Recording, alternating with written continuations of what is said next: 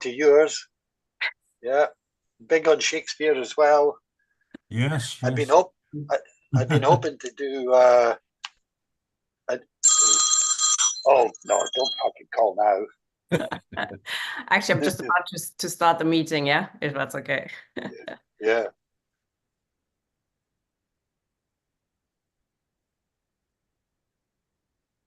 Good evening, comrades. Welcome to the launch of Communist Culture Club. It's a new Zoom series, which is jointly co-sponsored by Y Marx and the Labour Left Alliance. This is very much a collaborative effort to talk about all things cultural, films, books, podcasts, etc. But we also want to rediscover the history of our own working class culture and thirdly, work towards building a new international culture for the left, where socialists can engage in open debate, where we question everything and everybody. So we're going to jump right in because our first speaker, Ben Lewis, has to shoot off to another meeting. We're going to talk about Women's Day. Tomorrow is International Women's Day, which has become very tame and really been incorporated into establishment culture. You might have seen Rishi Sunak and his lovely billionaire wife trying to tell us, for Grazia magazine, that they have little squabbles about who makes the bed and how they love to make the table, as they said. So clearly neither of them does. The housekeeper does. So we have with us Ben Lewis to remind us about the radical roots of International Women's Day and how we could perhaps reclaim this date in our diary. Within capitalism, which of course oppresses men too, women do still get a double or triple whammy. So in a future session, we also want to look at the culture of matrilineal society, for example. But for now, over to Ben Lewis and the German communist Clara Zetkin, who we both named our daughters after. Hi, Ben. Hello everyone. Apologies to do this classic thing where you give a talk and then have to run away and not take any questions. So if you do want to contact me with any questions or anything, please just reach out, get in touch either through Tina or directly.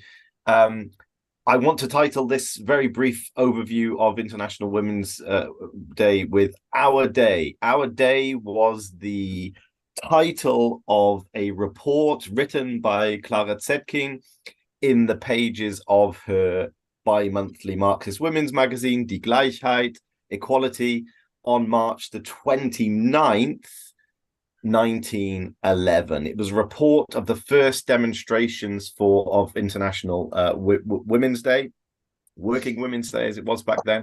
And I promise that I will have this article translated tomorrow for this occasion, because it's obviously on the one hand a kind of fascinating insight into what actually happened on the day itself. The first International Working Women's Day, as I'll describe it in a second, was celebrated and commemorated in Germany, Austria and Switzerland and Denmark. Those were the four countries for the first year in 1911. But also it's quite prescient insofar as it outlines some of the issues that Tina just alluded to when it comes to the struggle for women's rights and its place within the struggle against capitalism. Here, two pictures. On the one hand, Clara Zetkin, that's her recently produced letters that I'm working on translated into English. The other comrade there is Käthe Duncker, a very important but largely overlooked figure in German communism.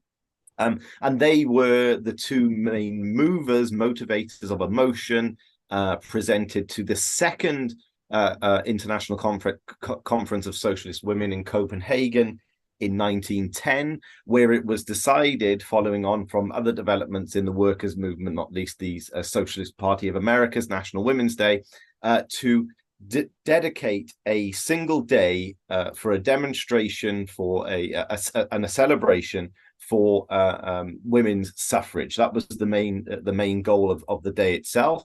But obviously that was part and parcel of the outlook and approach of the International Socialist Women's Movement more generally, which, as I've written about on many occasions, was essentially a way of organizing women, workers, within the framework of the Socialist Second International and the mass parties of the Second International. So you can see here the motion that was passed. And these women were that passed this motion. This was about a meeting of about 100 women in Copenhagen, the second such conference, I think, from 13 countries, including the first elected female MPs who came from Finland. There were 3 of them there at that conference. And they were at pains. There were a number of controversies that kind of went through this conference at the start about the nature of suffrage and what it should be. And the opinion that won the day was that of Zetkin, Duncker, and the radicals in the movement, which said that we shouldn't be content with a kind of so-called partial suffrage, or what Zetkin once called a ladies' suffrage, i.e. a suffrage based on property rights, the existing suffrage that there was for men in Germany, for example, 3-class suffrage based on property and tax duties. Some women in the bourgeois women's movement, for example, would have been quite content with having the vote for themselves, but not for their servants or the people they employed. And there was a controversy about that at this conference, and the radical view won out at the end of the day. What's interesting when it comes to it's got a long and kind of complex history in terms of the Women's Day. I say the first one was 1911. The Russian women celebrated their first International Women's Day, I think, in 1913 or 14. And from that was always the last Sunday of February, the equivalent of which was the 8th of March. And from that time, then that was a kind of standard day in the calendar of the socialist movement. There's obviously a long and complicated history in terms of the Eastern Bloc and the Western Bloc and how things developed. But it should be remembered that while in the Eastern Bloc it was kind of it was maintained as a day of celebration, at the same time it was also kind of depoliticized. And even to today in post-Soviet Russia, you'll find that women are given flowers on March the 8th, and that's been a practice for a very long time. And again, that's well, it's a nice gesture, I suppose. It's not exactly in keeping with the original premise, which was women's political organization and integration into the parties of socialism. And in the Western world, it's following World War II in particular. And in Germany, which was kind of this kind of central battlefield of the Cold War, International Women's Day for a long time was seen as a kind of event of the devil, right? As a kind of communist thing that shouldn't be touched with a barge pole. Indeed, in post-World War II Germany, only a few kind of fringe marginal communist groups actually even bothered to do something on March the 8th and invoke the radical spirit of its founders. Because of, as I said, the general balance of Cold War politics. But there's a shift, and I think it's a shift that's kind of telling in many ways in terms of the fate of the workers' movement, certainly in the West, its integration into state structures, its integration in social democracy into the bourgeois establishment.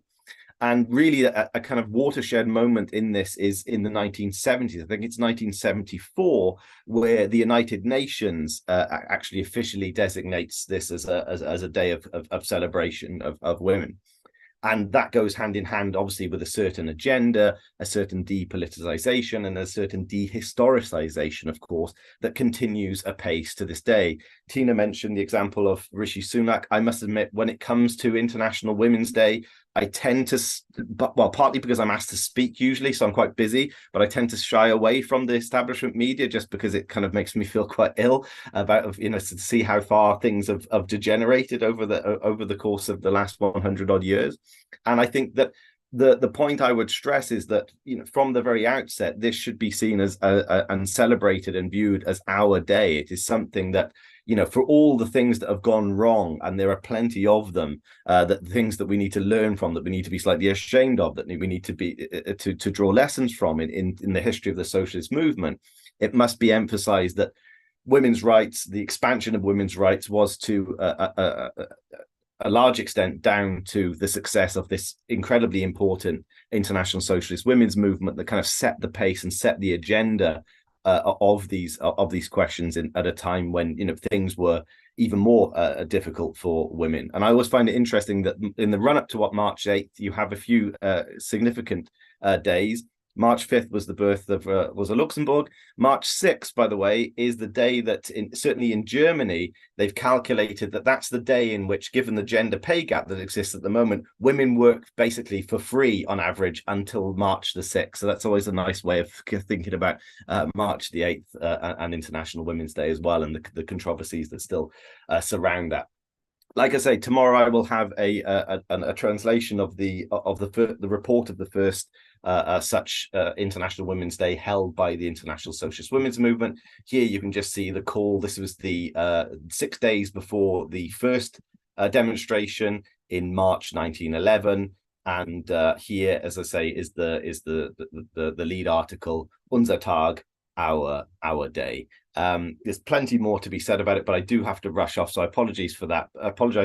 But I just wanted to give you a quick kind of overview of where it came from, why it came into being, why that history has been lost, and why also, in a sense, even on the far left of kind of we may not have forgotten where International Women's Day comes from. But as I argue in my book on Clara Zetkin, which Tina can promote later on, we've also kind of lost what was unique about the International Socialist Women's Movement, its particular agenda of always tying or marrying the question of the oppression of women to the social question more broadly, and their emphasis over and over again, and you'll see this in the article I'll translate tomorrow, that the emancipation of women must be the work of working class men and women together, and that's always something worth emphasizing. So of the 1 million people that came out for the first demonstration in March 1911 in Germany, it was men and women together, most of whom, not all of whom, were organized in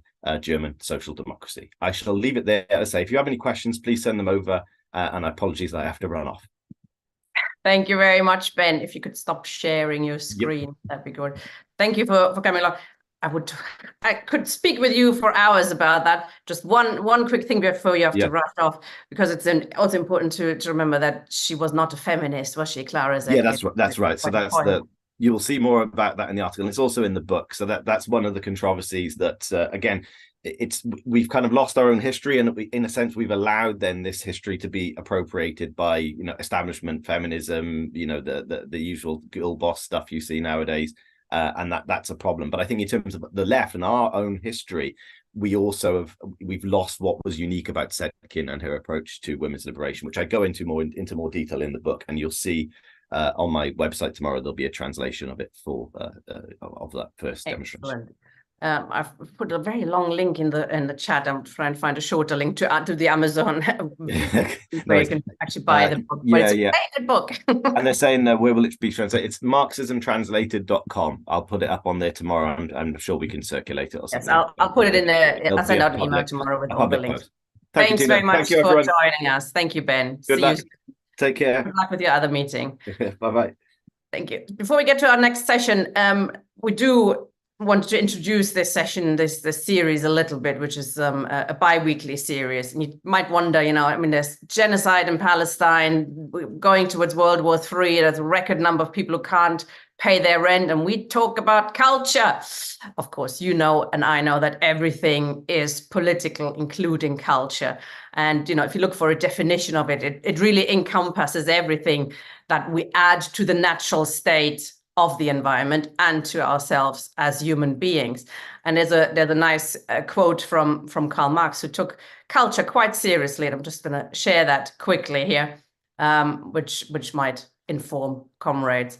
So it is an essential side of people's social life activity, which is expressed in all areas of activity, including work, production, technology, science, art, morality, and in their material and intellectual products, as well as in social forms of life as a yardstick for the elaboration of human essential forces. He had a way, didn't he? Making it sound slightly complex, but basically, culture is what we do with the world and in the world and to us and with each other. So this is our first session. We're still playing a little bit with the format. So please get in touch and let us know what's working and what isn't. Also, if you would like to present an item, a presentation about a film or a book, an author, a cultural question or a political question, really, we're open to any ideas and all ideas. info@ymarx.com. talking about Marx. You might have seen, comrades might have seen that there is an opera called Marx in London, a comic opera about one fictional day in the life of the author of the Communist Manifesto. It had its premiere in Bonn in Germany a couple of years ago, and it's just been produced by the Scottish Opera. We sent 2 comrades to have a look. First, I want to share the trailer to give you an idea about what this is all about. Just a second. It's quite entertaining and it's quite loud. I hope it comes over well in the... There we go. August 1871, the war undone, in death and on the run. Workers of the world, unworthy of the name, leeches on the lake, for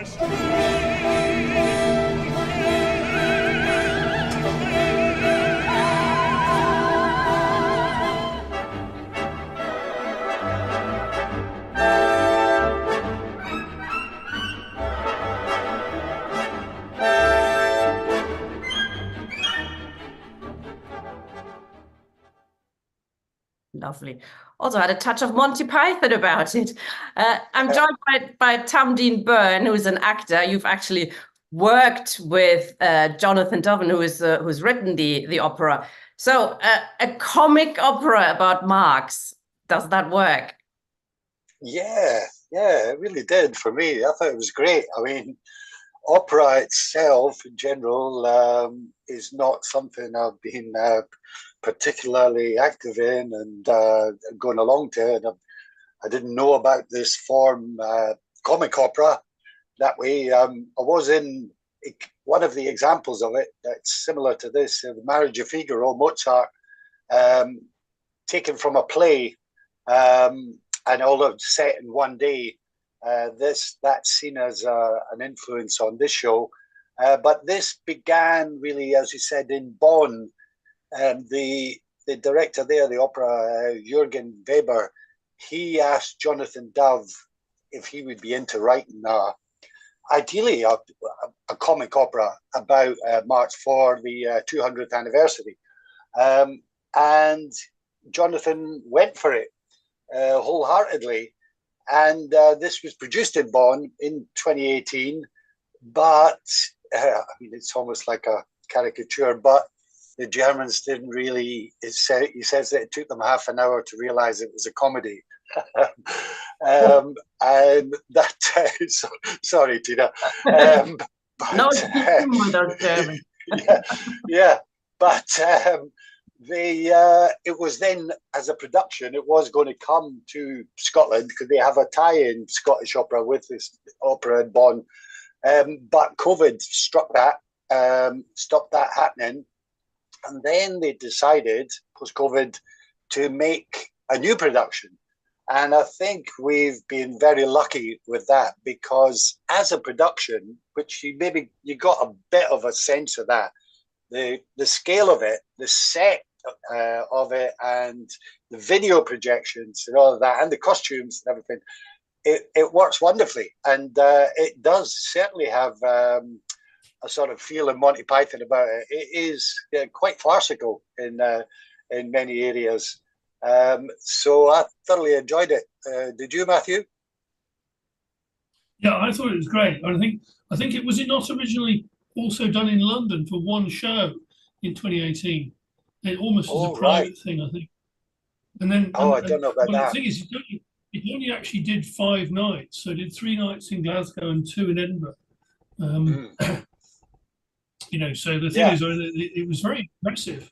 You know, the staging and so on, the music was great. Yeah. And, you know, Engels appeared in armor and all this sort of stuff. It's very comic and you know, extremely well done and very and packed out as well. I mean, obviously very popular. It was very surprising, you know, given the fact that opera's not very cheap. You know, and obviously not a particularly proletarian audience, but absolutely packed to the gunnels.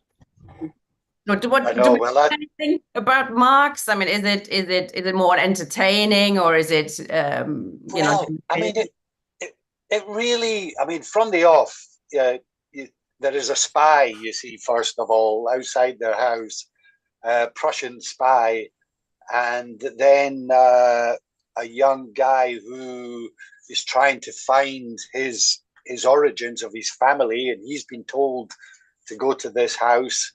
And then the first scene with Marx is he's playing chess with Helena, their sort of housekeeper, and he keeps making advances on her while she's beating him at chess. But all of these elements that come to play in it, and is, you know, they almost immediately then the bailiffs arrive and they get all their furniture taken away. These are all things that actually happened. It does, as Jonathan Dove said, it's looking at Marx and trying to be truthful to what was going on with his and his family's life, but without the ists or the ism. And in a way, sort of, it's fair enough. It does pay attention to these elements, but it sort of really humanizes them. And the family, there's a bit of a caricature, especially maybe with Jenny, with his wife as the former aristocrat. You know, she doesn't appear politically active or minded really at all, but you do get at least some of the politics. They have a scene at the end of Act One where he's gone to the reading room in the British Museum, and he's finding it hard to sit down because he had carbuncles on his backside, and this was a fact as well that he found that difficult. But he's also exhausted because he's been running around trying to sell Jenny's family silver in order to try and get their furniture back. I mean, it was actually even more difficult for them. Their clothes apparently were in and out the pawn shops through their lives. And it's all been taken. Jonathan Dove said Francis Wheen's biography in particular he used, and another one, a guy Sperder, I think it is, an American guy, who his book is called Karl Marx, The 19th Century Life. And again, it's sort of probably, you know, isn't concentrating on the politics.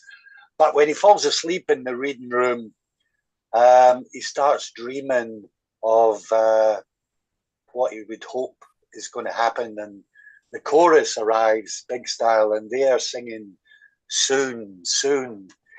And they come on en masse. And then you see that in amongst all these Victorian figures, there's also a civil rights activist. There's a nurse with a low pay sign. There's a suffragette. There's a ACT UP activist, and showing that, you know, that history has produced struggles since then. So it's, you know, not necessarily Marxist, but it certainly pays attention to that. And then in a scene later on in the second half, where they have a sort of unlikely commie karaoke competition in the Red Lion pub, where he's taken on this figure. It's an Italian anarchist, and he is a made-up figure for some reason. But he trounces him in a speech that has a big cash prize at the end of it. And Marx, they do project big style, abolish private property, no more inheritance. And it did produce these sort of quiet chortles directly behind me. Were sitting behind me, and I couldn't tell whether this was sort of Schadenfreude that was at Marx's expense or whether they were how they were tickled by it. But yeah, I do think it it wasn't a fully fledged Marxist production, but that couldn't have been expected. But it did, it did pay homage to him, and I learned a fair bit from it as well. Matthew, opera used to be a working class culture. It was part of working class culture, going to the opera, and now it is, Certainly in Italy, yes, but it was originally as a form, of course. It was for the masses, but I mean, obviously now, of course, you just can't afford it. So yeah, it's a bit different. Well, the thing is, and obviously people enjoyed it. I mean, there's a number of people. I mean, I usually go most weeks to this. We've got an anti-racist protest in Erskine against a bunch of fascists who keep turning up. But people there had been to see it and they thought it was really funny. So obviously, and it was a great production. So obviously, a lot of people thought, were really taken by it, as an event.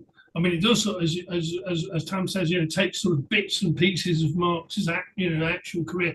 I mean, if I was going to be critical, I would, you say, okay, well, I mean, clearly, Jenny and Carl were very close. I mean, even when Jenny died, she died of cancer. I mean, Engels commented, that really meant that Marx would not survive very long because they were so close, and so it came to pass. And the other person really is also Toosey, who comes out as this sort of flirt. In fact, Eleanor Marx, and really. As a person, Eleanor Marx is somebody who is owed big debts to in this country, particularly by the unions. None of them acknowledge her, and many of them should. Weak on the female characters, then you're saying the female characters weren't very developed. Not by a man, who would have thought? But we know that for Marx that was an important question, women's liberation, etc. So thank you both. That's really interesting. It's such a shame. It seems to have just finished now, is it? The nature of it's but I mean it takes a lot to put on a production, and also the performance, just the technique it involves. They can't do it every night, but I would think there's probably a fair chance that it will come to London. Jonathan Dove, he's been involved. Absolutely. Yeah, and he ran the Spitalfields Festival for years, and he's done a lot of stuff in London. And I think there'll be a good chance that it will arrive there, and hopefully, I would imagine he would want, as he's got a sense of community, that he would hope that it was going to be within the price range of people. I'll give it just one, and the Engels. If people go back to the trailer again, it is such a fantastic entrance. He comes in on a penny farthing with these guardian angel wings, and again he doesn't get much in way of politics, but being a true friend to Marx, certainly. And then it finishes on Hampstead Heath, and it's a wonderful scene there. And that reminded me a lot. I spent many times walking Hampstead Heath with a good communist, Jack Conrad, and it reminded me of that. Excellent. So, I mean, Tam, if you're in touch with Jonathan, you might, ask him if he knows anything about the opera coming to other places. It would be absolutely fantastic to spread it. Thank you both very much. That was brilliant. Okay. You want to do a review again in the future? Get in touch. Thank you. Well, I'll be back in 2 weeks, apparently. Yeah. If you're up for it still, on Palestine culture, that'd be fantastic. Yeah. See you soon. Thank you. We're now having a look at the main item of tonight, which we're playing a little bit with the format. So we have a few shorter introductions, and we have one key introduction, a longer introduction, which tonight is on Shakespeare, and Shakespeare from a Marxist perspective, which is a really interesting subject, actually, because Marx was very influenced by Shakespeare, and his writings show references to Marx. Just a quick quote, which I stumbled across when I prepared for the session, from Marx's son-in-law, Paul Lafargue, who was writing about how obsessed Marx was with Shakespeare. He says, his respect for Shakespeare was boundless. He made a detailed study of his works and knew even the least important of his characters. His whole family had a real cult for the great English dramatist. His 3 daughters knew many of his works by heart. When after 1848, he wanted to perfect his knowledge of English, which he could already read, he thought out and classified all Shakespeare's original expressions. His nickname, Moore, was a reference to Othello, etc. So it's a really an interesting link between those two. And I'm really looking forward to this opening now. Over to you, Roger. Oh, you need to unmute, comrade. Right. Thank you, Tina. Right. First, I can at last reveal the true identity of Shakespeare. The plays of Shakespeare were written by a man called William Shakespeare. It's sheer reactionary snobbery to suggest that his poetry and plays could only have been written by an aristocrat. On the contrary, an aristocrat of that time would have written from a very different perspective. Shakespeare was the son of a prosperous craftsman, an entrepreneur, and mayor of a thriving provincial town.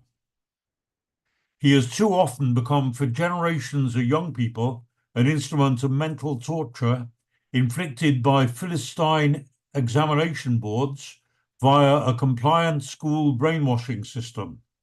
And as for part of my life as an English teacher, I've seen too many schools force their students into utterly pointless dissections of dead texts by linguistic analysis, digging up metaphors and dramatic irony and alliteration and iambic pentameter, treating them as anything other than dramatic entertainment.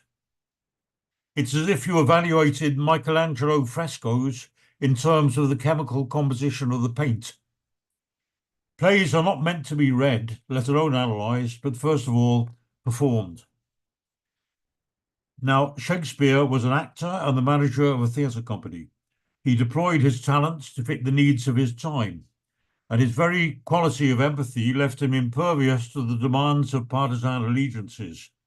He wrote to entertain the crowds, sometimes pandering to the whims of the royal patrons who sponsored his productions, but always with his finger on the pulse of a society on the brink of massive upheavals.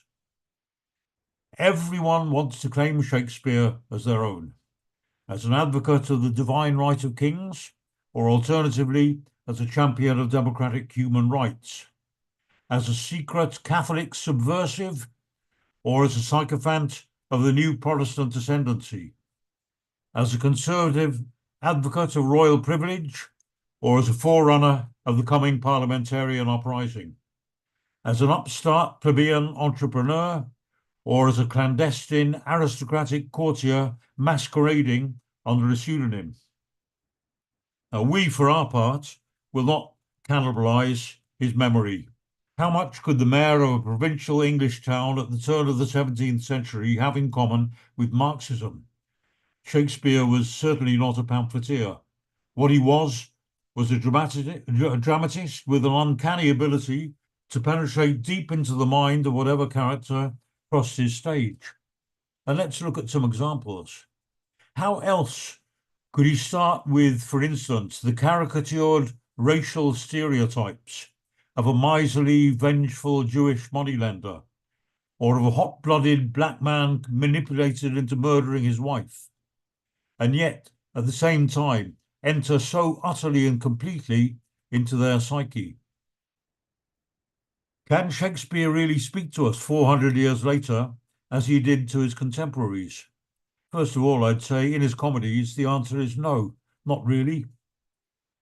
Schools often start children off with comedies like A Midsummer Night's Dream or Twelfth Night or Much Ado About Nothing, in the delusion that these will offer an easy, fun way for them to get started. Unfortunately, the problem is that after 400 years, the old jokes just aren't funny anymore. Humour mutates with each successive generation. The jokes that I found funny in my youth left my elders cold. Tell the same ones to kids nowadays, and they just don't work. Humour tends to titillate the thinly repressed secrets peculiar to each successive generation.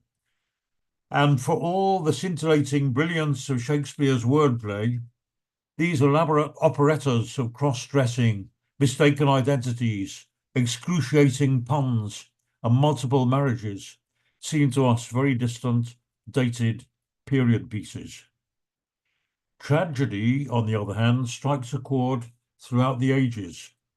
The relentless cycle in Shakespeare's tragedies of war, death, betrayal, and bereavement has the same timeless, devastating impact today as it did in his lifetime.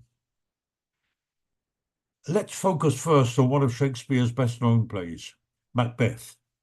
It operates on an extraordinary weave of multiple layers. At its most basic level, it's a simple horror story, complete with witches, ghosts, murderers, black magic, which entertained the crowds just as modern horror movies do. But it was so much more than that. On another level, of course, it was an opportunistic gesture of obsequious deference towards the new king, James I, the king imported from Scotland after the death of the childless Tudor Queen Elizabeth, hence the Scottish play. The storyline can also be seen as a straightforward narration of historical facts. Duncan, Macbeth, and Banquo are real historical figures.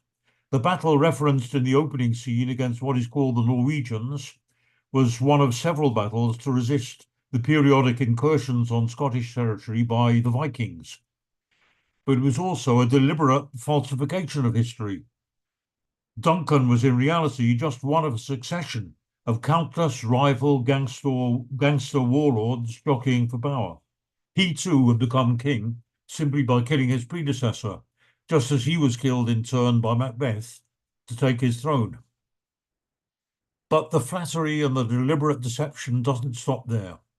The witches are shown predicting that Banquo shall get kings though thou be none. Now what's the point of that detail? The fact that King James really was the 8th generation descendant of Banquo. But there's one important little revision that Shakespeare made to the story. Banquo is portrayed in the play as a hero and an innocent victim of Macbeth, while the actual historical truth is that the real Banquo was actually an accomplice together with Macbeth, equally guilty of the murder of King Duncan. But that too is not all. In other ways too, the play shows a sycophantic deference to James. For a start, it indulged his perverse and paranoid obsession with witchcraft. It was James who was soon to initiate a reign of sheer terror and mass hysteria in which thousands of women were tortured, mutilated, burned alive, or drowned. These old village women were the living link to centuries of rural wisdom and folk medicine. The orgy of witch hunting was not just an outbreak of mass hysteria, it was designed to wipe out all traces of pagan pre-Christian traditions and to entrench through a reign of terror the absolute domination of the Protestant Church. Note, for instance, that among the foul ingredients itemized in the witch's cauldron, as listed in their famous incantation, bubble, bubble, toil, and trouble, are included the following: liver of blaspheming Jew, and nose of Turk and Tartar's lips. Of course, Turks were the archetypal Muslims, and the Tartars were another name for Genghis Khan's Muslim Mongol invaders who had occupied most of Europe.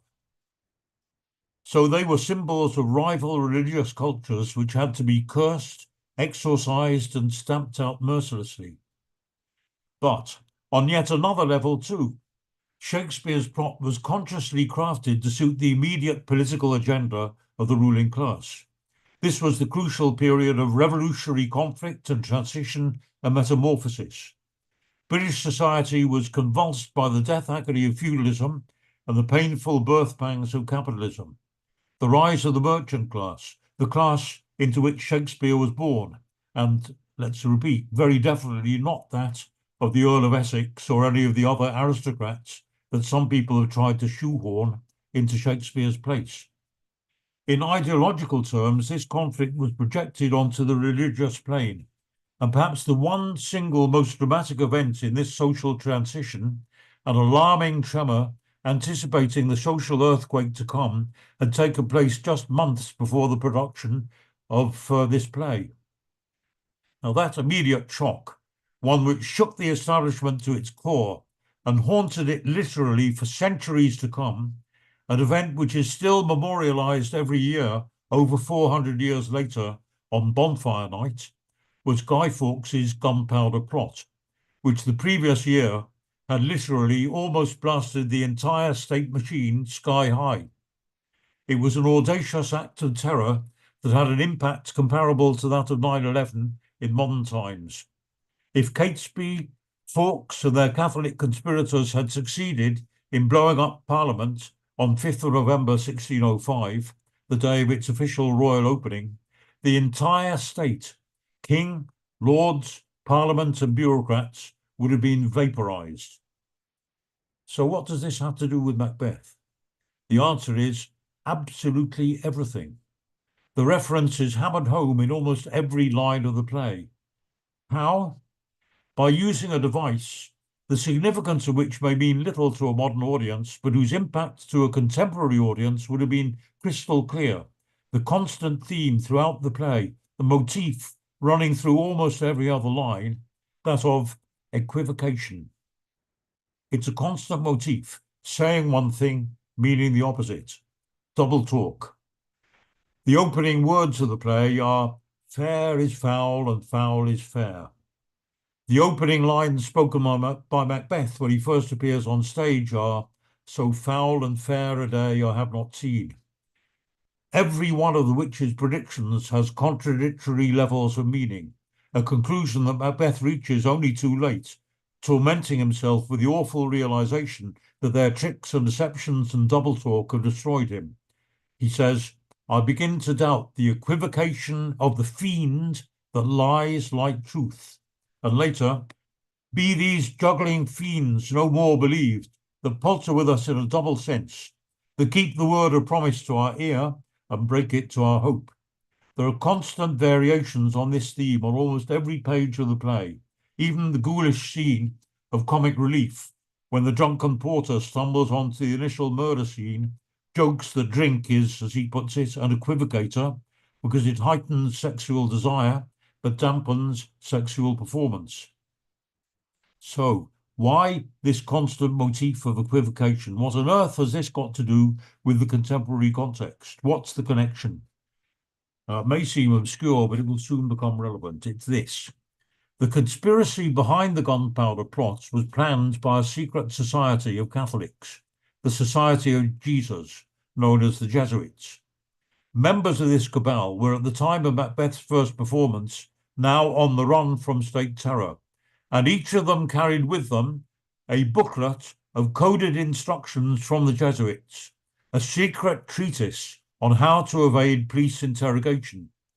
It advised its members that under police questioning, rather than commit the sin of outright perjury, they should resort to ambiguity, evasion, and double entendre, in other words, equivocation. They were neither to confess nor to lie, but to prevaricate. And what was its title? The title of this booklet? On Equivocation. So the reference to equivocation and its constant deployment in the play would have been immediately appreciated in the feverish mood of the time, when Catesby and Fawkes were seen as genuinely frightening, sinister bogeymen comparable to Osama bin Laden or ISIS in more recent times. So Macbeth thrilled its audience as much as any modern horror movie, but it also shamelessly flattered the new Scottish King James, who was soon to instigate a very real countrywide witch-hunting hysteria. And that's why he cast in the role of a paragon of virtue Macbeth's actual historical accomplice in regicide. He colluded in stoking up a mass frenzy of revenge against the terrorist monster of his day, and he exposed their advocacy of the practice of equivocation as a tactic to be used to evade self-incrimination. Now, I've concentrated on Macbeth. Similar commentaries could be composed for many of Shakespeare's best plays: Hamlet, King Lear, Othello, Romeo and Juliet, Julius Caesar, The Merchant of Venice. School teachers, of course, drone on pedantically about these plays as if they were mere regurgitations from the rules of the ancient Greeks. Almost all of them subscribe to the hackneyed doctrine that they all fit the templates of great heroes brought to ruin with inexorable inevitability by their own fatal flaws. And actually, this completely misses the mark. The agonizing dilemmas faced by Lear, Brutus, Hamlet, Henry V, Romeo, and many more all arise from the irreconcilable clash between the growing aspirations of the individual on the one hand and the rigid demands of a hidebound state against which he is rebelling, a tension which is already bursting society at its seams. This is a recurring theme in Shakespeare's plays. For instance, in Romeo and Juliet, in which Verona's rival, lawless, warring mafia street gangs defy the flagging authority of the prince's laws, and the young lovers rebel against the authority of their parents. In Hamlet, which portrays the adolescent rebellion of a prince against his stepfather, the illegitimate murderous king. In Julius Caesar, a study of conspiracy, assassination, and civil war. Shakespeare depicted, and that's the answer to the person who said, what's this to do with Marxism? Shakespeare depicted the growing antagonisms threatening to tear apart a hidebound, moribund, rotting feudal structure. Remember that England was soon to become the first country since classical times to chop off the head of a king. Now, it's true that wherever they appear in these plays, the common masses are depicted as raucous, fickle, and malleable. In Julius Caesar, they're swayed within minutes from one allegiance to another, first by the plain-spoken oratory of Brutus, and then by the manipulative rhetoric of Mark Antony. Shakespeare was no democrat. And yet in all his best plays, you can hear, and there again is the answer, the approaching rumble of civil war, the stripping for all time of dynastic authority. I'll give a couple of examples, then I'll finish. What does the young King Henry V say while in disguise? He says, I think the king is but a man as I am. In his nakedness he appears but a man. In King Lear, Shakespeare literally strips a king naked and sends him raving and delirious into a storm-drenched wilderness, accompanied only by a clown and a blind madman. And in this play, above all, he presents an unmistakable image where royalty is literally stripped of all its trappings to reveal a poor, vulnerable, pathetic old weakling. Again, listen to these words of Lear. They told me I was everything. 'Tis a lie. I'm a very foolish, fond old man. And then again, here I stand, your slave, a poor, infirm, weak, and despised old man. And he even says, Thou hast seen a farmer's dog bark at a beggar, and the creature run from the cur. There thou mightst behold the great image of authority, a dog's obeyed in office.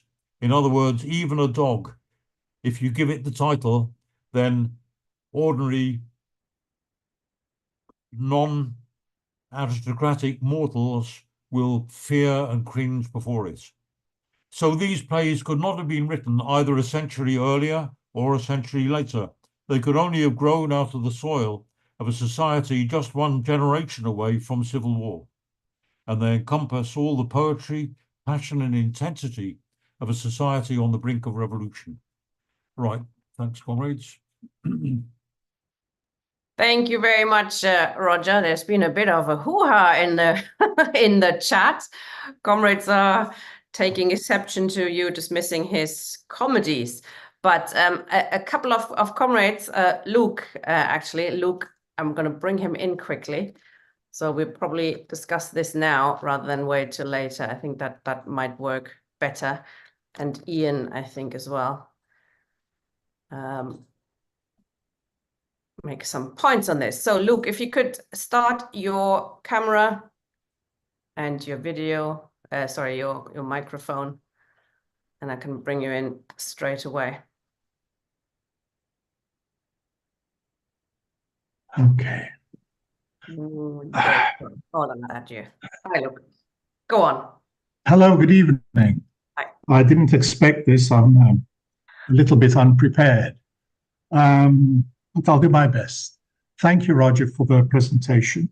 Very stimulating, and it's great to see others take such an interest in Shakespeare's work and its relevance for us today.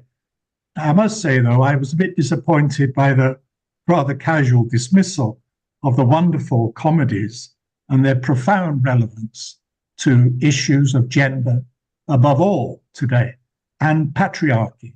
If you take, for example, the cross-dressing you mentioned, Roger, I don't see it as something quaint at all.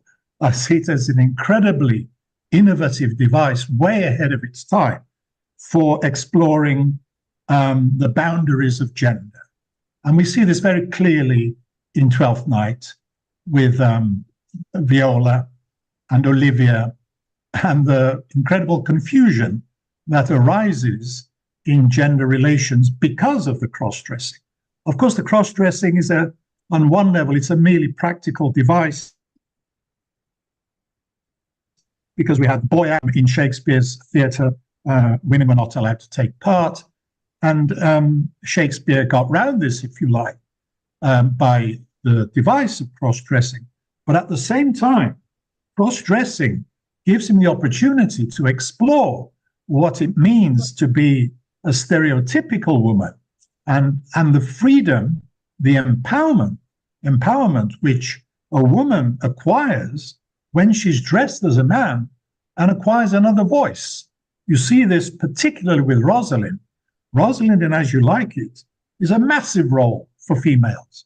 And every great actress of our time has always wanted to play Rosalind, as they've wanted to play Cleopatra, as they've wanted to play Viola, and all the female characters, almost with an Othello. I mean, there are so many ways in which Shakespeare gives females a voice at the same time as having to struggle against the typical patriarchal view of women who should know their place. I mean, Taming of the Shrew is a fascinating example of this contradiction. On the one hand, it's a comedy. You dismissed the comedies. I think Taming of the Shrew is a wonderful starting point for discussion. It's despised by some, and some people say it shouldn't be put on at all nowadays because of the taming by Petruchio of Caterina. But at the same time, Shakespeare is full of contradictions, and this is very Marxian. And I think Marx would have appreciated the thesis, antithesis, and synthesis that you get in Shakespeare's comedies. He takes a proposition, the typical, if you like, traditional feudal view of a woman's place, and he constantly questions this. He does it in A Midsummer Night's Dream. You mentioned The Midsummer Night's Dream. This is one of the most powerful ways in which Shakespeare shows he can explore the limits of eroticism, and he can give women a voice in this battle of the sexes, and all within a framework of patriarchal authority, which time after time Shakespeare's women challenge. This is profoundly Marxist for me. And to dismiss the comedies and their exploration of the antiquated, if you like, framework of patriarchy, I think it's a shame, because there are so many treasures there. There are so many things that we can learn from in discussing. I'm not saying there's a one-dimensional, positive presentation of women by any means in Shakespeare. There are tensions, there are contradictions, and I think Marx is all about contradictions and resolving them through struggle. And the device of cross-dressing does allow Shakespeare to give women a powerful voice. And you can see that he is preoccupied with this issue when you look at the sonnets. You take a sonnet like My Mistress' Eyes Are Nothing Like the Sun. You take a sonnet like, the Master Mistress sonnet. A woman's face with nature's own hand painted, hast thou, the master mistress of my passion. there he's in the sonnet doing what he does in the comedies, which is to explore the if you like, the blurred distinction between gender. He doesn't present gender as black and white and absolute. And I think that's incredibly 21st century and postmodern, if you like.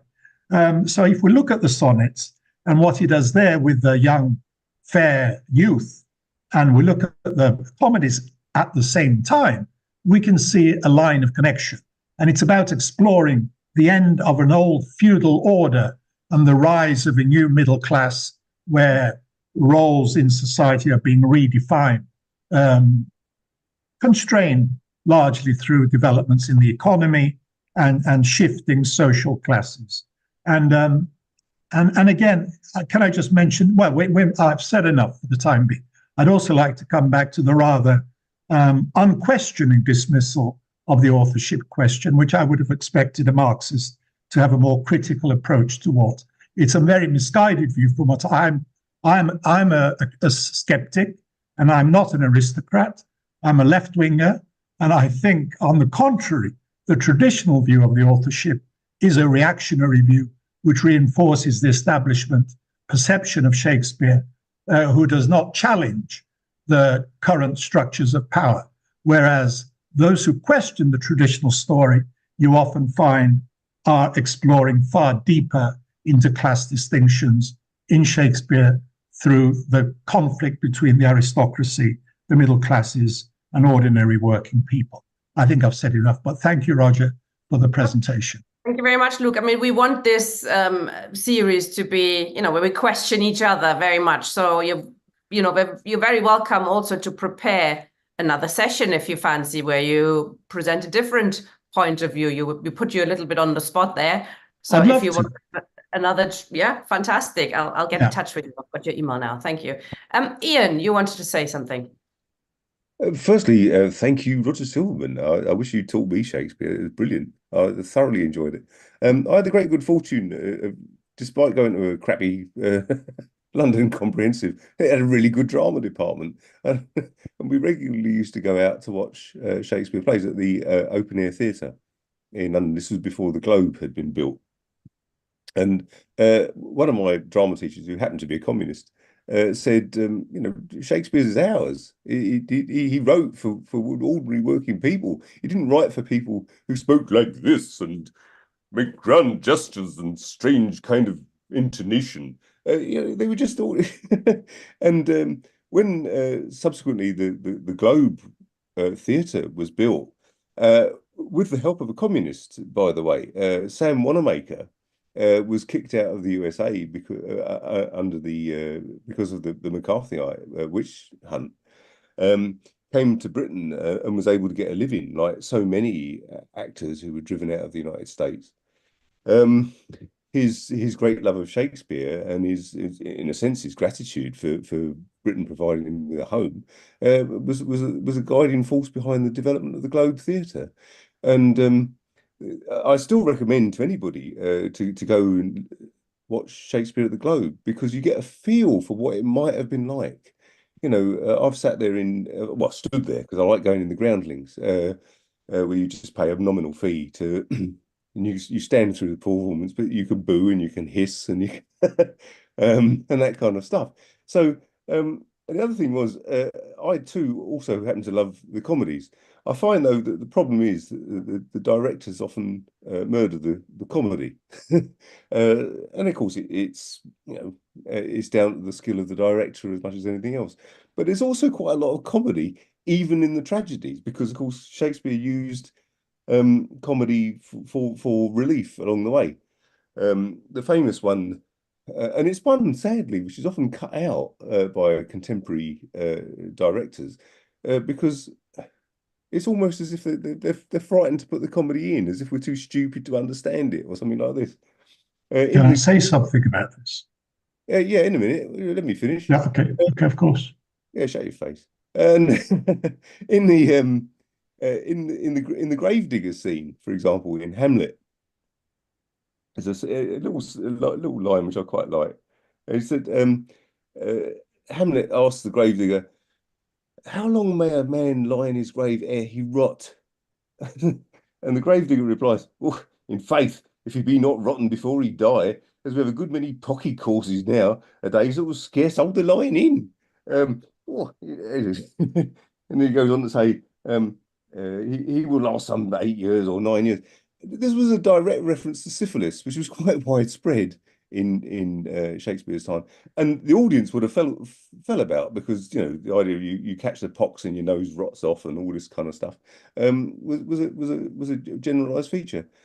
Now, there's an advantage to doing some sort of textual analysis, because otherwise you miss some of the bright spots. And there's a lot of really, really funny lines throughout Shakespeare, in both the comedies and the tragedies. But it's just one of the things I really hated when I was involved in Marxist politics in a certain northern city, which remain nameless, is that quite often you get something that's supposed to be kind of political, and it would be kind of you'd be lectured to from the stage, as it were, by people who, this is written by an ordinary working man, and this kind of stuff, ignoring the fact that the classics are just full of stuff which is of direct relevance to us and was written for us, and it's utterly beautiful. And thank you, Roger. It was an excellent presentation. Tam wanted to say something as well.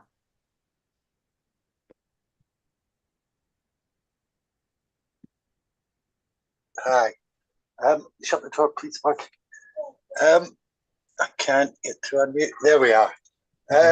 Yeah, just draw people's attention to what I posted in the chat. There's an absolutely fantastic talk, especially on the comedies, by a guy called Jacob Fischel, who's in New York, but a wonderful Shakespeare expert, that he gave to the Radical Anthropology group, called The Anthropology of Shakespeare. And I've learned so much from that, because like Ian, I've found that most of the comedies that I have seen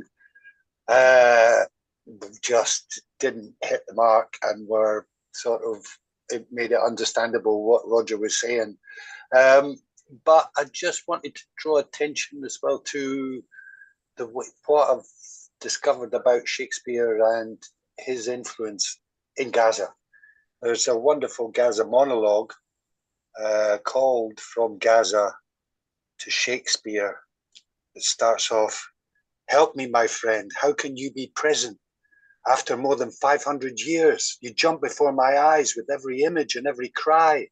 I hear you screaming with the children and sharing their crying with the mothers, dressed in black like Hamlet's father, emerging from under the rubble carrying a child's toy."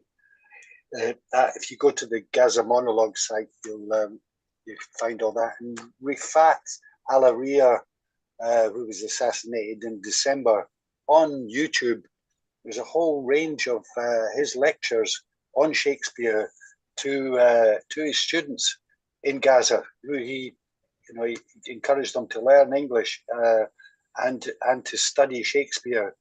And there's a wonderful book called Enter Ghost, Isabella Hamad, about a production of Hamlet going on in the West Bank.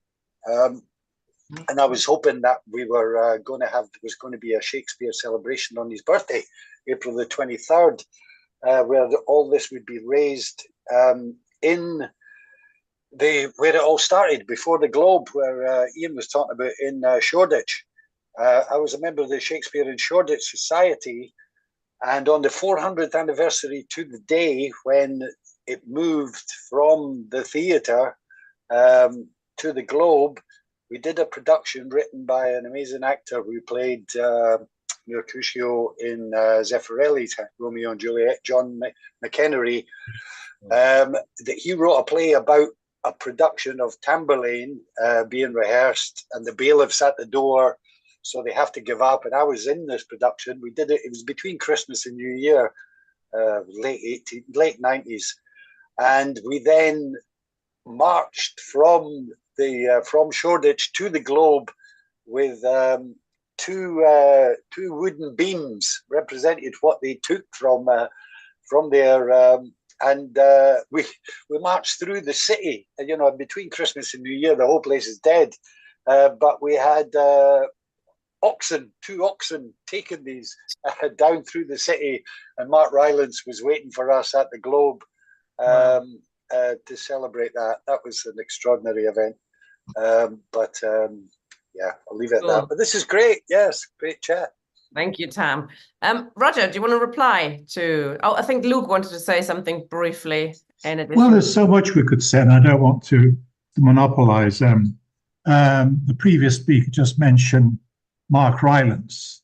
Mark Rylance is not an aristocrat. He's not reactionary. He's one of our great Shakespearean actors and has devoted his life to Shakespeare. And he's a Shakespeare skeptic concerning the authorship. I think we should bear that in mind. And many other great actors of today, including Derek Jacobi. I don't think they're snobs. And I actually think from a Marxist perspective, there is much more mileage to be got from recognizing the true nature of Elizabethan theatre as having its roots in the aristocracy, in the sense that Shakespeare's plays were not first performed in the Globe. They were first performed for the Queen. They were performed in the palace. He's a court poet, and a courtly poet above all, and a courtly playwright. Once we understand that, and there's a book by Richard Dutton, a great mainstream Shakespearean scholar, called Shakespeare Court Playwright. I recommend we have a look at it, because he explodes the myth that Shakespeare wrote primarily for the masses. He has nothing but contempt for the masses. And we must recognize this. This is not what Marx liked about Shakespeare. He does time and again show he has no respect, and he thinks they're good for a laugh. They smell, their breath smells. He brings them in when he explores the riots which followed from the dearth, from the famine in those times in Coriolanus. And this is what we should be looking at, what he does with them in Julius Caesar, in Coriolanus. This is an aristocratic perspective. He's an aristocrat through and through in his ideology. I don't know who wrote the plays, but the ideology of the plays, if we're talking from a Marxist perspective, is the ideology of a feudal cast of mind which sees the feudal order crumbling and sees the rising middle class taking the place of the corrupt and bankrupt aristocracy. So the comedies, it's misleading to think that comedy in Shakespeare means laughter. It doesn't. It means at the end of a comedy, people get married. At the end of a tragedy, they die. This is the essential, quintessential distinction, not that it is funny. Because as a previous speaker mentioned, Shakespeare mixes comedy and tragedy in all of his plays. The tragedies are full of comedy. And the point is about the comedies that they end in harmony, sometimes a very forced harmony. It's particularly in The Taming of the Shrew, for example, and in the problem plays. The harmony which is forced upon them begs a lot of questions. And this is what I find is radical about Shakespeare, the gaps in Shakespeare, the contradictions in Shakespeare. And we should mention Timon of Athens, which was Marx's favorite Shakespeare play, and the exploration of the power of gold. And it's all done through the perspective of the ruling class, Roger. It is not done through the perspective of working people. There's nothing snobbish about saying these plays are redolent of respect for the monarchy, respect for the hierarchical order of society, at the same time as exploring and questioning that hierarchy. This is exactly what Hamlet is. Hamlet is a feudal prince, and it's the voice of the feudal prince which is questioning the rotten state of the establishment of Denmark in that particular play. So I think historical facts should be of great interest to Marxists, and we should not repeat the myths of the traditional establishment view about Shakespeare from Stratford, about whom we know virtually nothing. And we have this ridiculous theory of a genius who made it all up and wrote 37 plays about court life and not a single play about working people, and not a single play apart from the Merry Wives of Windsor about the middle classes, vaguely. So this is odd. This is odd in a working chap from Stratford, and I grew up near Stratford, and I made the pilgrimage to Stratford many, many times in my life. And I taught the myth of Shakespeare, the uncritical view of Shakespeare. It's time we really brought Shakespeare into the 21st century and recognized him as somebody who is deeply embedded in the politics of his time. And if you ignore the court politics, you ignore the political aspect of Shakespeare. The whole perspective of the plays is of somebody who's familiar with the struggle for power in the court, and in the comedies, the conflict between patriarchy and the female characters. But if we begin from the point of view that he wrote for the masses, for which there is no evidence, as I say, I will end with the comment at the beginning. He has nothing but contempt for the masses. This does not make him of no interest to a Marxist like myself, a fairly amateur Marxist, may I say, but I find his relevance is profound, as it was to Marx himself, not because he wrote for the people or from the perspective of the people, but because he showed the cracks and the contradictions in the established order of the Tudor dynasty and then the Jacobean dynasty after that. Thank you once again, Roger. I think I should shut up now. Interesting point of view. I'm glad we're having this discussion. Roger, now Yes. you can. Well, look, there's a lot of things. Luke, thank you for very stimulating and provocative points that you're making. But with all due respect, you either you weren't listening properly to what I said, or I didn't put it over properly. But I never said, in fact, I explicitly denied that Shakespeare was a friend of the masses. I said I can find the text of what I said in a minute. I referred, for instance, to Julius Caesar and the Brutus and Mark Antony speaking to the crowd, and I said, on the contrary, he shows no respect and no faith in the masses at all. He portrays them as being completely gullible, swayed, really just putty in the hands of the orators, first of Brutus and then of Mark Antony. I didn't say that he was any friend of the working classes. I said that he was, but I did say that he was showing the collapse and the breakdown of the old feudal monarchic structure and anticipating the revolution and the civil war that was coming. And I think that that is the only way that can be explained. And when you say, the traditional view, I was not putting a traditional view at all. The traditional view, the one that is always taught by the mainstream, is always that Shakespeare is somehow sort of timeless.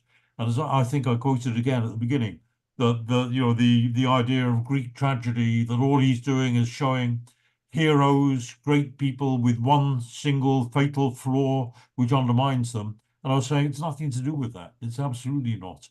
What it is about is again and again, and I gave a fair number of quotes which I think backs up the idea that he was talking about the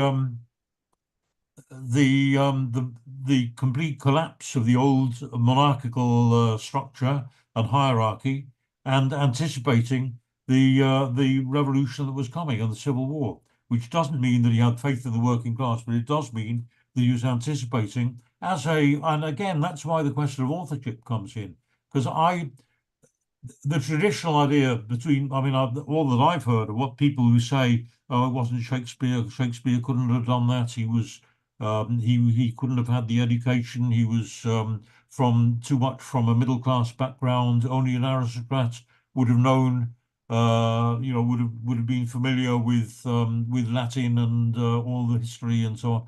I mean, the fact is that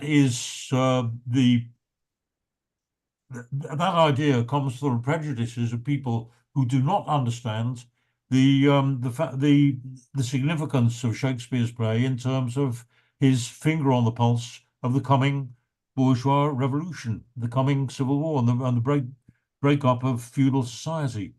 I just, as for the comedies, by the way, I mean, I didn't say they weren't any good. I said they don't work so well for a modern audience, and they don't. And the reason, all I was saying, I made my comment that humor is very ephemeral. It changes very much from generation to generation. And what seemed funny 400 years ago doesn't really work. And I'm saying that as the experience of teaching in schools, where so many schools start by saying, "Oh well, let's give them a nice easy introduction by letting them watch What Much Ado About Nothing or something," and it's completely confusing. It's just so difficult for them to follow, and the humor they just don't find it funny. And maybe there's something wrong with me, but for me, I just don't think it works. And I think for most people, it's the same thing. The tragedy, on the other hand, immediately they strike, and I agree, of course, there's comedy in the tragedies, and I suppose to some extent vice versa. But I quoted the comic scene in Macbeth, where the porter, knockabout farce almost, so the drunken porter coming in just at that fatal moment, just after the murder of Duncan. There is humor, of course, in the tragedies and so on, but the comedies themselves are very, very stylized, and they belong to an era so removed that they actually are. I don't think that they have much impact nowadays. Maybe other people see it a different way. I would very much like to hear a lead off by Luke, on putting his point of view, although we got quite a lot of it tonight too. And maybe I can come in perhaps, and we can have a bit of a debate. Sounds very interesting. Thank you very much, Roger, and thank you, Luke, Tam, Ian, all contributed to this discussion. We can continue it a little bit later if you have things that you still want to say, but we want to get to our next item before people get tired. And this is The Way, a three-part drama series on the BBC. The Daily Mail and the Telegraph are gloating that it's got the smallest audience ever for a BBC primetime drama. That's because it's about the left and it's rubbish. But just under 1 million people watched it live on BBC. I reckon there are quite a few people will have watched it like myself. I binge it on iPlayer. That's how people usually watch TV these days. I really enjoyed it, especially the first episode. It has many, many references to previous working class struggles, not just the miners' strike. And the Hollywood actor Michael Sheen has undergone quite the political transformation. Comrades might have known about this. He moved back to Wales. He's sold all of his possessions, well, most of them anyway, and he's getting quite involved in local campaigns. Bit of a Welsh nationalist too, which is understandable, and that finds reflection in this drama. There's also an interesting quote in there from the father, who's a bit of a collaborator, who says, "The British don't revolt, they grumble," or do they? And that's quite an interesting theme that goes through this The Way, because there's actually quite a lot of history of the British doing more than grumbling. Paul Jones has watched the 3 episodes for us, but I will first show the trailer a bit for comrades who haven't seen it yet. That gives a bit of a flavor of what this is about. Here it is. Once upon a time, in a kingdom far, far away. I just sick of feeling like we have no power. People will get hurt. They always get hurt. How bad does it have to get before we leave? Leave where? After all that? The Driscolls, highest grade target. Dad, come on! We're fugitives, fleeing from our homes on foot, no possessions. I won't let my family risk this. It's your alternative. Is this a dream? You mean a nightmare?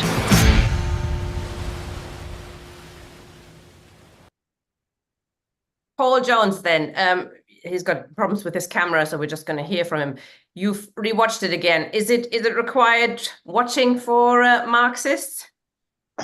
Yes, I think it is. And I think the Daily Mail hate this story.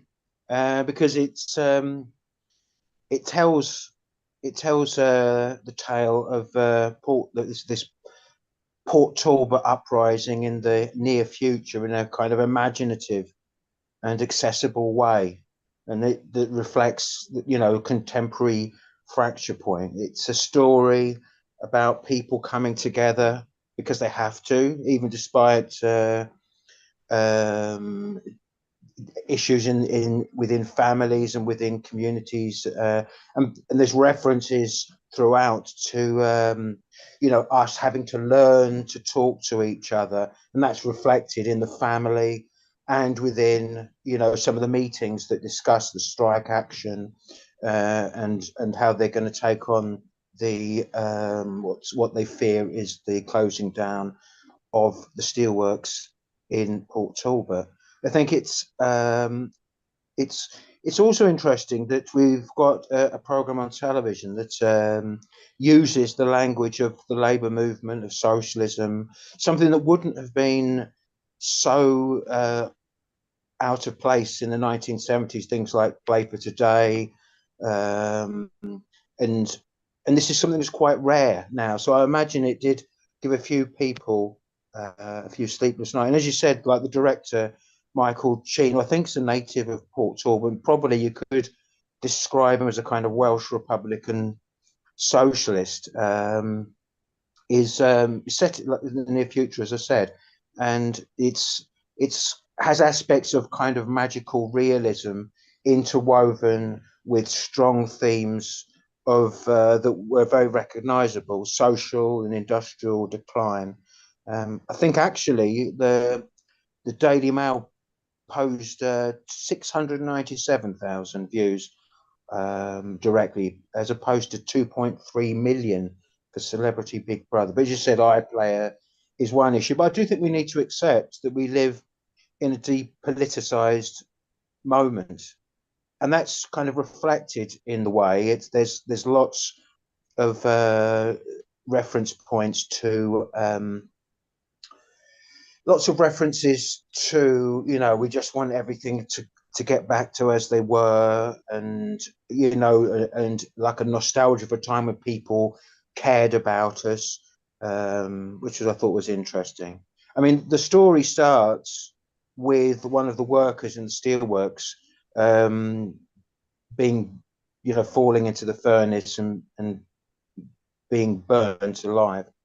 And it's ironic, given the recent self-immolation of Aaron Bushnell, that it starts with the worker's father going into the high street and setting himself on fire, and this sort of sets in motion, the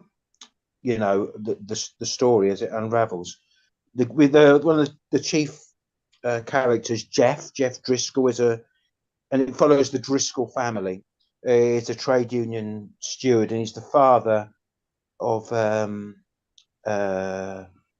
he's the son of a miner and someone involved in the miners' strike who kills himself after the defeat of the miners' strike. And I think this is a very strong theme throughout. You've got like Jeff is very clearly a defeated and a depressed and an alienated individual, both within his family and in terms of politically. There's a one part where his estranged wife Dee says in the meeting that discusses strike action, you practically used to be an anarchist, and look at you now. He's described within as a conciliator by the more radical chief steward.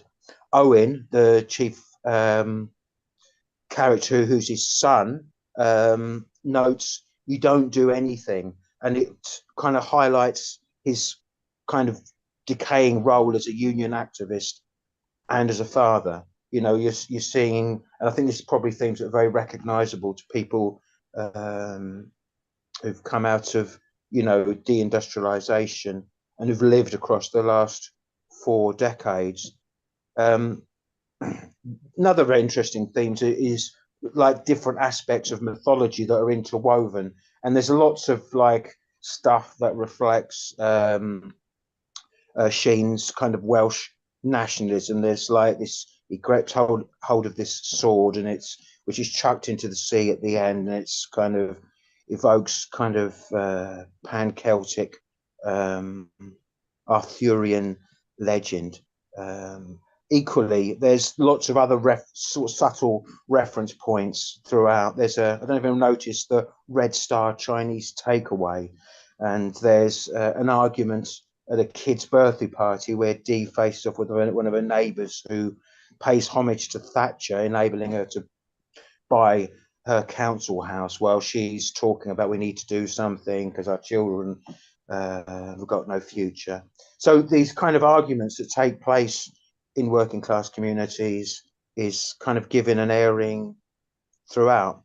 Episode 1 sees the steelworks furnace flame going out, given sort of safety work completed by management. And again, there's local legends prophesizing doom for the locality should this happen.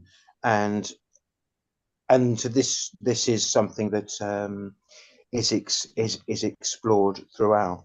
And in the meeting, we have interesting set of reference. I think you mentioned it, Tina, to the historical struggles of the Chartists, the Newport Rising, the General Strike, the 85 miners' strike, and so on. And for a lot of us, watching, this will be, stuff that we all know about. Incidentally, there's an image in one of these images is the plaque in Newport of the Newport.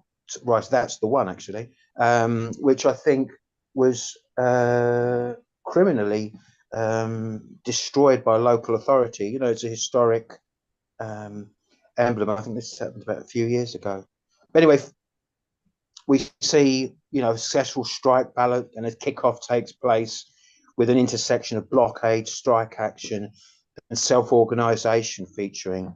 The whole series is quite interesting and how it's put together. The first episode in particular is very quickly paced, quite surreal in many respects. It's cut in with lots of CCTV imagery, lots of references to social media, even emojis sort of flying about, and it kind of provides link between, intergenerationally between like traditional forms of struggle supplemented by new technology, which, for us potentially allows movements to emerge quickly. However, we see in that the heavy response of the state, and in part of that, they turn off the internet. And in episode 3, this is identified as leading to a generalized glitch. And throughout, you've got TV images that sort of play on this like nostalgic feel. There's lots of clips that emerge from Carry On films, Dad's Army, Benny Hill, and so on, which is quite amusing. But the discussion flowing on from that notes how we create the online space by what we upload, and we're just rehashing like the present from the past. And I desire for a more secure existence. I want things back the way they were, is said, and that's counterposed in discussion by us needing to imagine a different future, which I thought was interesting. The themes of class are obviously, there's a lot of themes around Wales and so on, but the themes of class are unquestionable, and they both reflect Michael Sheen's politics and our own fractured moment. The issues explored, could just as easily refer to other ex-industrial areas in Britain or internationally. And I guess like Welsh nationalism, the feature of this, we see this in Scotland, and I've seen other comments, people talking about, oh, my grandparents were miners in Scotland, and they feature on the locality rather than class. I think that's interesting, and we just have to grapple with. Anyway, we see the riot, the strike, the march, and so on, and we see Dee, which is Jeff's estranged wife, giving passion speeches on the picket line, and Owen, the son, who's there. We can see his head in the middle, throws a bar in a kind of act of defiance. And he's someone who's been, he says, yeah, I like being numb. He's a drug addict. He talks about, I like being numb. He's on medication and so on. He kind of comes to life in this moment. Further themes of lockdown, internment camps, militarized and technological responses from the state are introduced. And it's all, you know, very, very interesting. Can I ask you a couple of questions, Paul? Because you mentioned there's lots of references when I took notes and I almost couldn't stop taking notes because you have the football stadium, they're being rounded up and put into a football stadium where they, you know, deterred. It's like Chile, isn't it, when they illegally arrested all these workers and socialists. You have, and I found almost the most moving one is Anna is the girlfriend of the main character. And, you know, the family now has to flee. All the lots of Welsh people are trying to flee into England.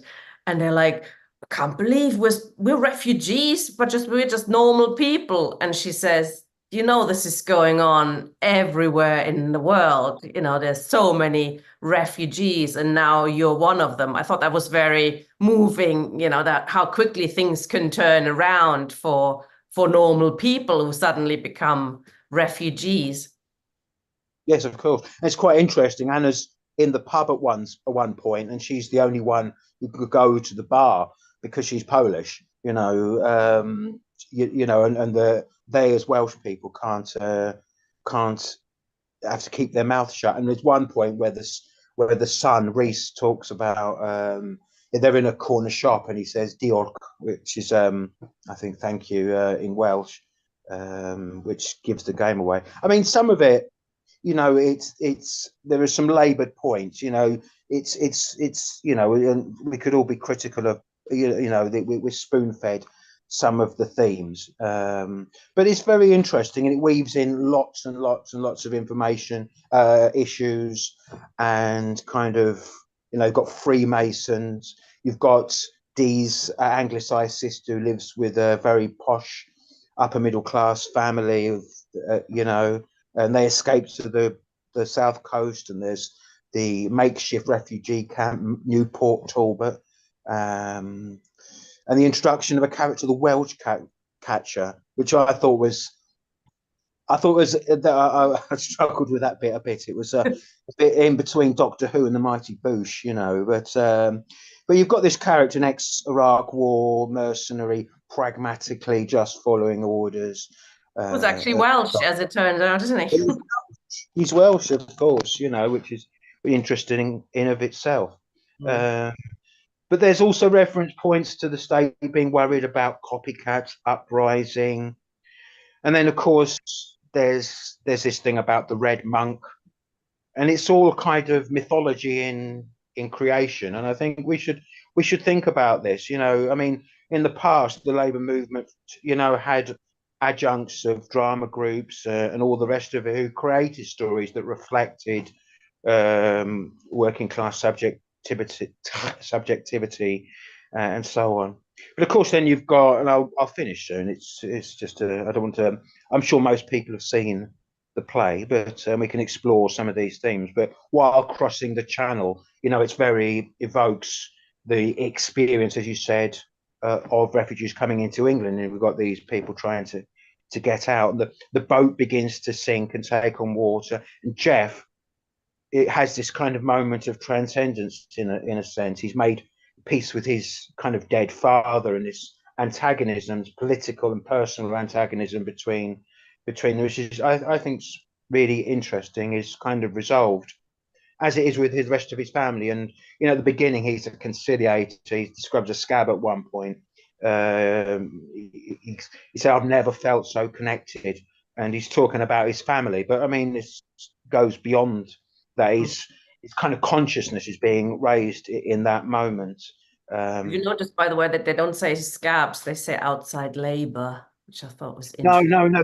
There's a bit where he gets to Newport Talbot where the chief steward, the like, finds that he's given notes to management and stuff, and he calls him a scab, I think, at one Oh, point. at that point, okay. But when the actual strike breakers, there's there's other issues of the strike breakers being brought in, and Thea, the daughter, who's also in the police, having to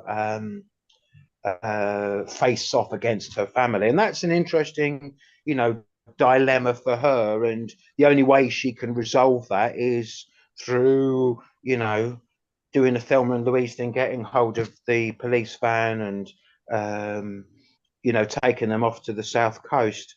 So it was interesting that they used private policing, didn't they, or a private company to police or something, I think they were called. And they're interesting. They're all very hyped up as well. And there's obviously lots of reference points to the miners' strike throughout. I think some of the identification of the role of women again is quite interesting. And again, probably speaks to the experience of the women's support movement during the miners' strike. But what was interesting about the policing, I think during the miners' strike, they made a point of not using local police, didn't they? Because these communities, they knew each other, and you actually saw that happening. They didn't do that in this one, where the daughter has to arrest her brother, etc., and they try to avoid all of that because often the police then would go over to the strikers. Yes, and I think in those communities, there would have been lots of that. Wouldn't have been uncommon. People who had people join the police as well as having miners and one in the family. So I think sometimes. Sorry, go on. Sorry, can I ask you one thing? And one theme you mentioned is the looking back. I thought that was slightly labored. We want to just things go back to normal, and at the end he's got the young man who, he's trying to go back to fight, but you do wonder what is he fighting for, or what is his kind of vision, and that perhaps reflects somebody like Michael Sheen, who's very angry with the state of the world, but I don't think he's a socialist. He's clearly got no idea where to go or what to do. So it's all like a reaction against something without an idea of where to go beyond. We need to fight back. Yeah, but what are you fighting for? I think he's obviously been privy to working class history, to aspects of the socialist tradition, which a younger generation probably are less familiar with, and it's kind of it's interesting. You've got this like the guy, the Jeff's father, who's been in the miners' strike, militant, and all the rest of it, very much part of the upswing of organized labor in the 1970s, and the defeat of that generation. Jeff's probably my age, mid-50s and so on, and the generation oncoming are kind of having to relearn some of these themes and practices, because they have to, which I think is interesting. I mean, stylistically, as I said, there are definitely limitations in this. Much of it's forced, but the logic of it, I think, is that we need to act and be successful and struggle, and it's that intergenerational thing I thought was quite tenderly done. As well as it's very entertaining in parts, and there are a few laughs. It's not laboured, it's not art house or what have you.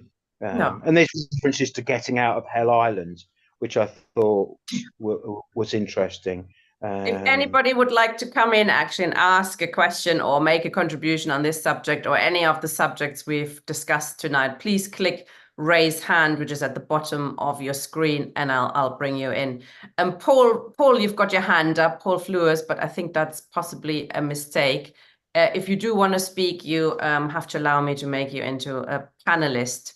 So please accept that. So what I found a bit strange about some of this as well is at the beginning it shows, this strike kicks off everybody's grievances, basically, and you've got the fascists coming, and you've got sort of neo-Nazis coming, and people giving speeches against foreigners and stuff. That I thought that was a bit labored, and they're dividing up the area into, that I think that reflected a little bit perhaps a lack of a political direction of the production team. What did you think? Yeah, sorry, is this to me or to Paul? Yeah, sorry, to you, Paul. Okay. Yeah, I think so. I mean, and that may well, to us, it's probably, I don't think you get that huge variety of political tendencies existing in some of these areas, whereas you might get something like that happen in London or Manchester, perhaps. But I think still it sort of reflected like tensions and different ways that people can gravitate, different ways in which people can gravitate. It's not, we don't all, automatically become organized communists or Marxists, and we don't, the process of building a party and building industrially, politically, culturally isn't something that just comes through heroic actions in formal networks, as useful as they are, and our job, if you like, is to build on these struggles, to learn from them, to generalize, to locate them within a movement for socialist transition, and I think that's part of what we're doing here with the Communist Culture Club, and the cultural aspect is as important in some respects as organising at work or being involved in political education, political action, and so on. Absolutely. Maybe that will come in the next episode, the next series. Who knows? Indeed, thank you. We've got a couple of people who want to speak on this. Ian? Just a brief thing. It's about the whole notion of tendentious art, really. I mean, sometimes when you sit through a Ken Loach film and you're subjected to, an hour and a half, 2 hours of unmitigated gloom preached to people who already made their minds up anyway, it's just dire, really. I can't abide it. And I watched this series, and I actually enjoyed it. I really did, and I thought it was good that Sheen made it and all the rest of it.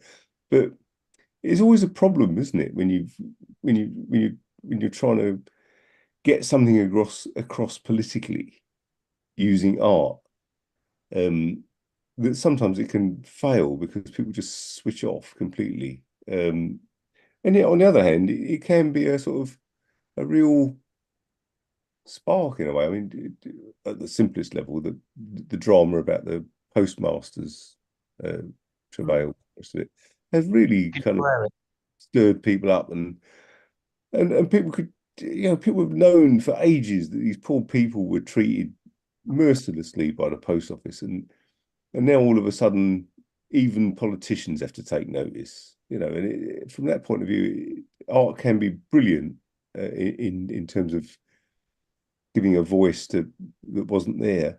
But when it gets all sort of preachy and it can just sort of be tiresome, really, and no one's.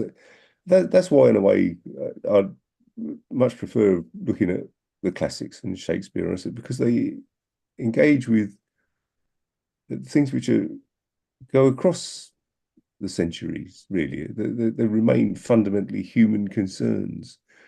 And of course, the political context is extremely important, but it's not.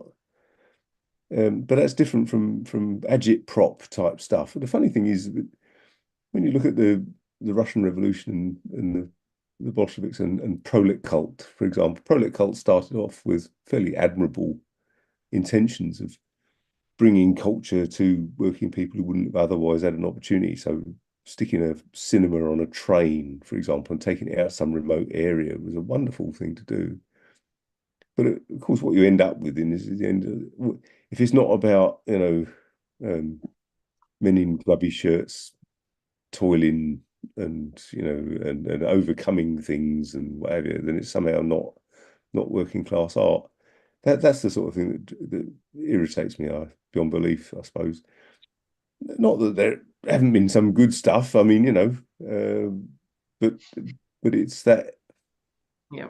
To just kind of sit through it, and you, oh God, and again another dreadful poem by someone, and there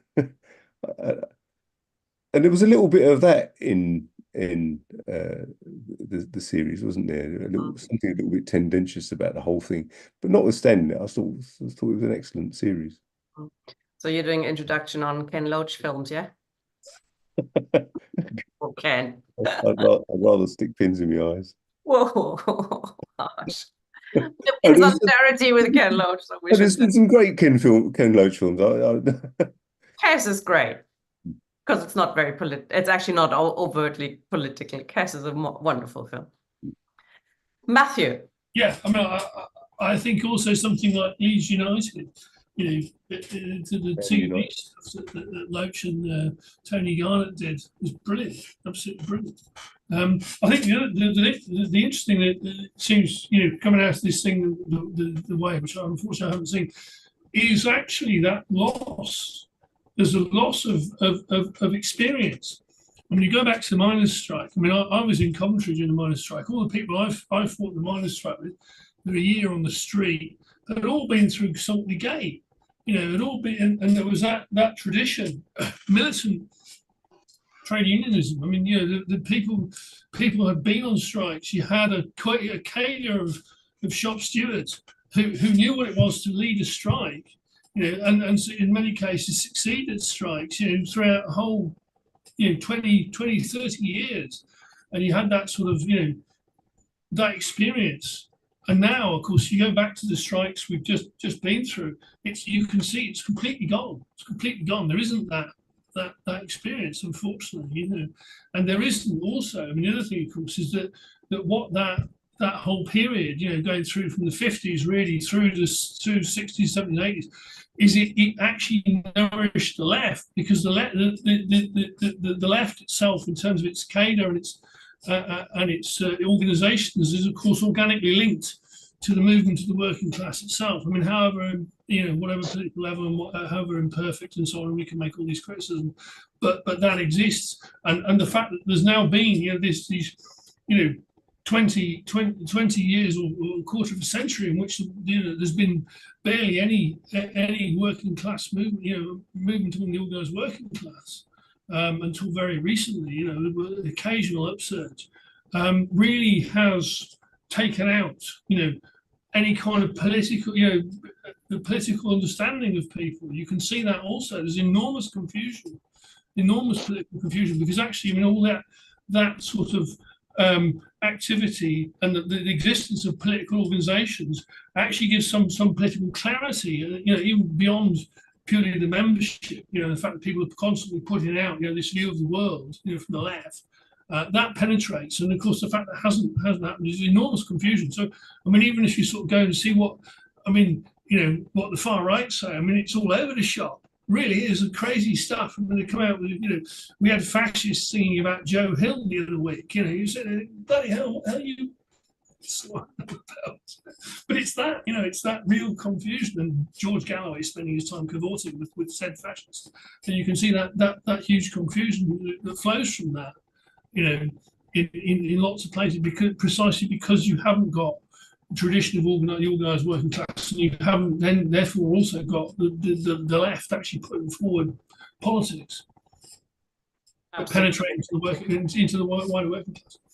Absolutely, and you know, our series is a little attempt to try and change that and start talking about culture, but also building up our culture. And we're appealing to comrades who are watching this or on video or live or afterwards, to get in touch if you would like to present something, a question, would like to talk about something, even if it's in the chat. But if you might make a presentation, a short one or a long one, please get in touch, info@ymarks.com. We'll also make an effort to get international speakers along, communists, socialists, Marxists that are active abroad, etc. I think it's really important that we build international connections with these comrades and start talking to each other, and not in a, you know, you build our own sect over there, but in an open and democratic way where we can challenge each other's ideas as we did today with Luke and Roger. I very much enjoyed that, actually. I think that's always the best way to learn something, by having a debate. So next week we are starting our new series, ABC of Marxism, with Ian Spencer, and the week after, so they're both going to run in a 2-weekly cycle. The week after, we're getting back to the Communist Culture Club. So get in touch, please, if you have suggestions. Also, if you didn't like anything today, it would be interesting to hear criticism and what we could do better. Thank you, comrades.